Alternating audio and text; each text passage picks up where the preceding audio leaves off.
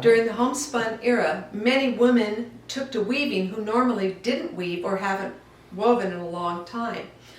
Before then, very often, weaving was done by itinerant gentlemen who would bring a large loom in the back of a wagon. Very often it was pre-warped, and he would weave items from the yarn or the thread that the women provided. Sometimes a village might have a village weaver that would handle weaving for the people in her community. During the homespun era, more people got out the old barn looms and other looms because they needed to weave even more. Types of things that you might weave during this homespun era. Of course, you have linsey woolsey. This is just a piece of fabric, and it has a linen warp, those are the long strings, and a wool weft. And this is kind of a fine linsey woolsey. What you might use this for is a petticoat. You might use it for toweling, not a big towel like this. You could use it for a very warm shirt.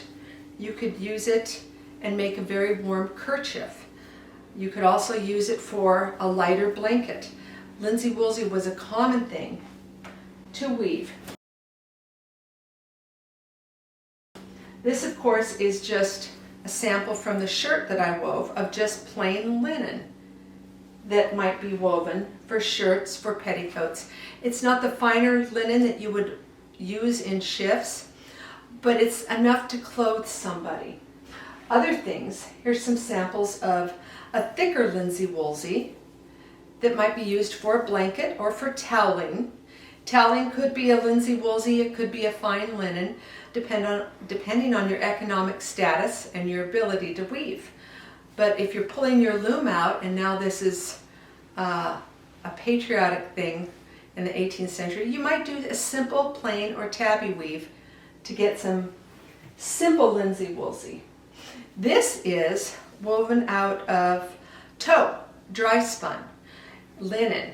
And so this was commonly used for mattress ticking. You could have a tight weave for flour sacks, again toweling. It's really quite soft once you wash it a few times. At first it's kind of stiff, but this is just done in a simple twill, which they would have done. And you find lots of uses. Now, of course, warmth is key. You don't have indoor heating except for a fireplace. So you want nice, warm woolen blankets. And so these are examples of a lighter and a thicker wool blanket. And so these would be commonly done by the community weaver or by the lady of the house, even the gentleman of the house if he had time, because these are things that could be easily done at home with a common loom. And coverlets. Coverlets were a big thing. They would be essentially their bedspreads. And so these are two examples of a heavy wool. There's double weft wool in this, and here's a single weft wool. And what these are simple overshot coverlets where you have a warp of linen and a weft of wool. And these are very common. You would weave it about 35-40 inches wide. You'd weave 2 long strips and have a center seam down the middle because they didn't have the looms large enough for to avoid that center seam. But they would be done in many different colors, many different designs. This is a very simple design for a nice coverlet, and it would wear very, very well because the linen keeps the wool from shrinking. The wool keeps it nice and warm. So the home weaver was always busy. And all of these examples, every one of these little swatches I wove. I have a replica of an 18th century loom and some other looms.